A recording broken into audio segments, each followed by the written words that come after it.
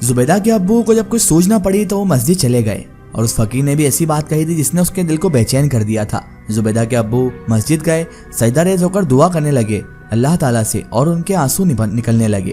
اس طرح سے آنسو بہ رہے تھے کہ جائے نماز پوری گیلی ہو گئی۔ اس کے بعد اچانک ان کے شانوں پر، ان کے کندھوں پر ایک ہاتھ آیا، اور جیسے انہوں نے ہاتھ کو محسوس کیا تو وہ اٹھ کر بیٹھ گئے۔ دیکھا تو اسی مسجد کے پیش امام صاحب سامنے تھے۔ انہوں نے کہا کہ مجھ سے آپ کی یہ حالت دیکھی نہیں گئی، اس لیے معذرت چاہوں گا، مجھے آپ کو اٹھانا پڑا، آپ کی کیا مصیبت ہے، آپ میرے ساتھ آئیے۔ اس کے بعد امام صاحب ان کو اپنے حجرے میں لے جاتے ہیں۔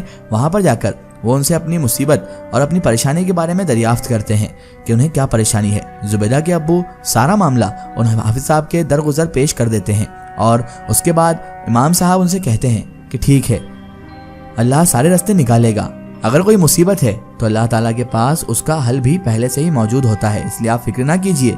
آپ تو ایک کام کیجئے، لڑکی اور لڑکی کی والدہ کا نام لکھ کر مجھے کاغذ پر دے دیجئے، ہو سکتا ہے میں آپ کے کسی کام آ سکوں، اور مجھ سے جو بنے گا وہ میں کرنے کی کوشش کروں گا۔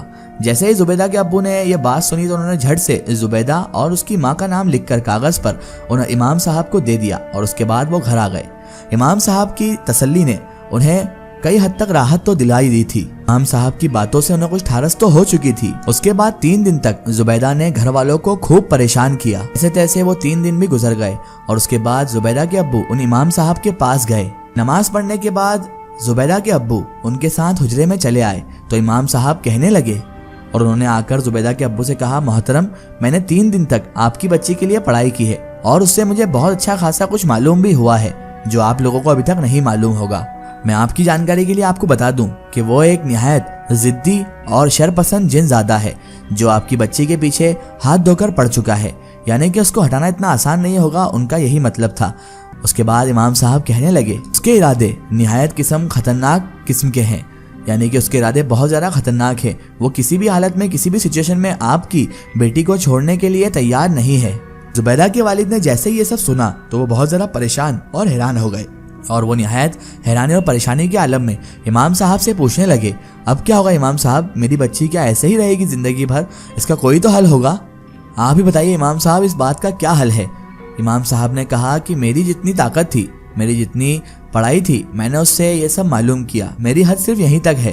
وہ جنات بہت ہی بڑا طاقتور جنات ہے اور بہت ضدی بھی ہے، اپنے مقصد کی راہ میں آنے والی ہر اڑچن کو، ہر شے کو وہ نیست و نابود کر دے گا۔ جس طرح اس نے آپ کے گھر کے 3 افراد کو مارا ہے، اس طرح جو بھی اس کے بیچ میں آئے گا وہ اسے موت کے گھاٹ اتار دے گا، یا پھر وہ اسے اس طرح پریشان کر دے گا کہ اس کی زندگی ہی اس کی موت بن جائے گی۔ میں آپ کو بتا رہا ہوں نا کہ وہ بہت ہی شرپسند اور بہت ہی ضدی جن زادہ ہے، جس کے پلے پڑنا بہت ہی بھاری پڑ سکتا ہے۔ آپ کی بہن، آپ کا بھانجا بھی اسی کا شکار ہوا، اور آپ کا بیٹا بھی اسی کا شکار ہوا تھا۔ آپ نے کس قدر غلطی کی، اور اتنی بڑی غلطی کوئی کیسے کر سکتا ہے کہ اس جنزادے کے ہوتے ہوئے لڑکی کے نکاح کا ارادہ کر لیا، اور لڑکی کے نکاح کے لیے لڑکا بھی وہیں پر چن لیا۔ وہ جنزادہ، وہ ضدی جنزادہ اپنے ہوتے ہوئے بھلا کیا آپ کی بچی کا نکاح ہونے دے گا؟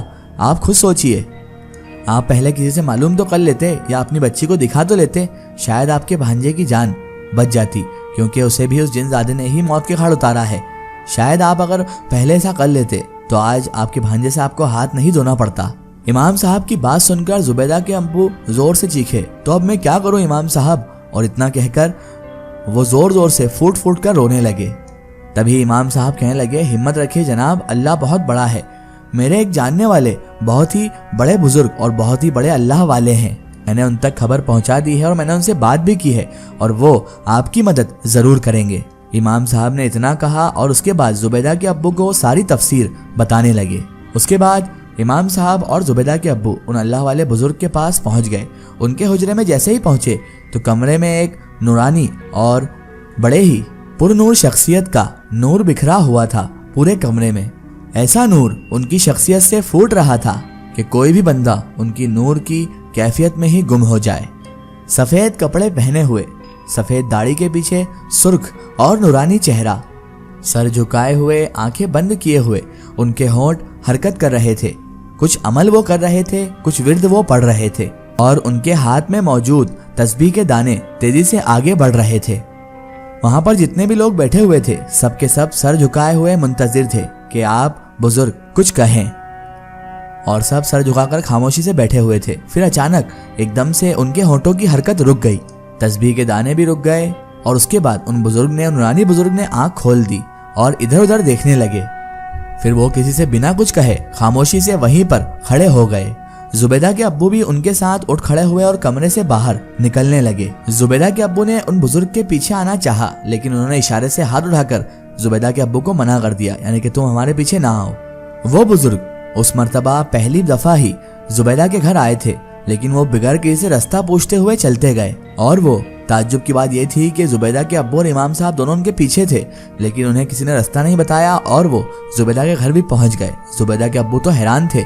3 کمرے سلنگ بنے ہوئے تھے اور آخری والا کمرہ زبیدہ کا ہی تھا اور تینوں کمروں کے دروازے کھلے ہوئے تھے۔ جیسے ہی ان بزرگ نے وہاں پر قدم رکھا تو اچانک دھماکے سے اور دھڑاک سے پہلے کمرے کا دروازہ اپنے آپ بند ہو گیا۔ اس کے بعد جب وہ آگے آئے تو دوسرے کمرے کا دروازہ بھی دھڑاک کر کے بند ہو گیا۔ پھر جب وہ زنیرہ کے کمرے کے سامنے پہنچے تو اس کا کمرے کا دروازہ بھی زوردار دھماکے کے ساتھ ایک دم سے بند ہو گیا۔ جیسے ہی وہ دروازہ بند ہوا تو ان بزرگ کے چہرے پر ایک مسکراہٹ آ گئی ہلکی سی۔ بزرگ نے اپنی شہادت کی انگلی اس کے گیٹ پر یعنی اس دروازے پر رکھی اور اس کے بعد وہ دروازہ ان کے ایک اشارے سے کھلتا چلا گیا۔ جب وہ بزرگ باہر کھڑے تھے تو کمرے میں گھپ اندھیرا ہو رہا تھا، لیکن نورانی بزرگ نے جیسے ہی کمرے کے اندر قدم رکھا تو اچانک وہاں پر روشنی ہی روشنی پھیلتی چلی گئی۔ سامنے بستر پر زبیدہ بیٹھی ہوئی تھی اور اس کا عجیب حال تھا۔ اس نے اپنے سارے بال کھول کر اپنے آگے کر رکھے تھے، چہرے پر ڈال رکھے تھے، جس سے اس کا چہرہ بالکل بھی نظر نہیں آ رہا تھا۔ وہ بہت عجیب و غریب حالت میں اپنے بیڈ پر بیٹھی ہوئی تھی۔ اس کے کمرے میں اس بیڈ پر وہ چپ چاپ بالکل سنسان بیٹھی ہوئی تھی۔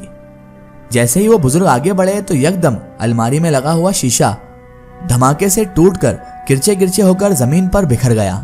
پھر ایک طرف رکھی ہوئی کرسی اچانک سے ہوا میں اڑتی ہوئی سامنے کی دیوار سے جا کر ٹکرا گئی اور نیچے جا گری۔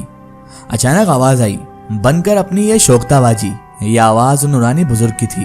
ان بزرگ نے روب دار آواز سے کہا تھا۔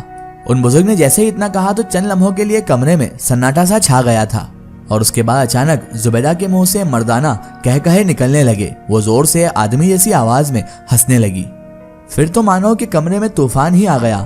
ایک ایک کر کے کمرے کی ساری چیزیں ہوا میں اڑتی ہوئی آتی اور دھم سے دیوار سے ٹکرا کر نیچے گر جاتی، پھر اوپر اٹھتی اور پھر دوبارہ نیچے کی اور گر جاتی۔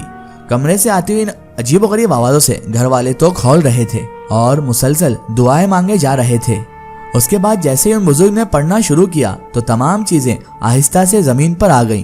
جو چیزیں اڑ رہی تھی وہ بھی زمین پر آ کر اپنی جگہ پر رکھا گئیں۔ اس کے بعد اچانک زبیدہ نے زور زور سے جھٹکے لینا بھی شروع کر دیے تھے اور پھر اچانک وہی مردانہ آواز میں زبیدہ کے منہ سے گالیوں کا طوفان نکلنے لگا۔ وہ اتنی گندی گندی گالیاں بکنے لگی جو ہم نے بھی کبھی نہیں سنی تھی۔ اس کے علاوہ زبیدہ نے اپنی جگہ سے ہلنے کی لاکھ کوشش کی، اٹھنے کی لاکھ کوشش کی، لیکن ان نورانی بزرگ کے ہوتے ہوئے وہ اپنی جگہ سے 1 انچ بھی نہ ہل سکی تھی۔